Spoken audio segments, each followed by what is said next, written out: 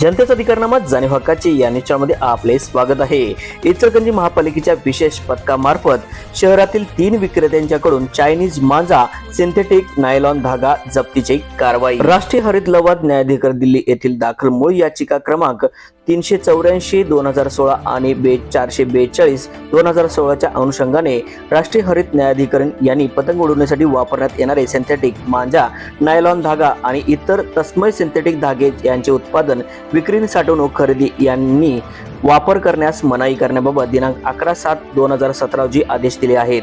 सदर आदेशाच्या कार्यपालनाबाबत माननीय मुख्य सचिव महोदयांनी दिनांक 29/2024 रोजी पत्रान्वये निदर्शन दिले आहे।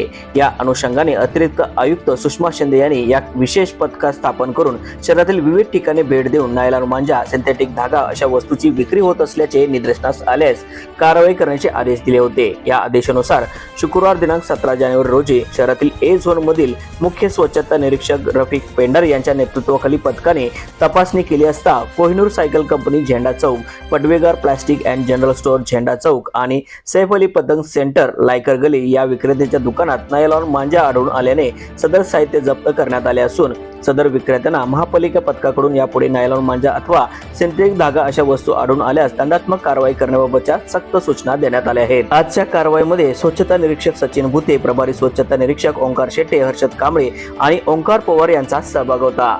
न्यूज चॅनल नेटवर्क सह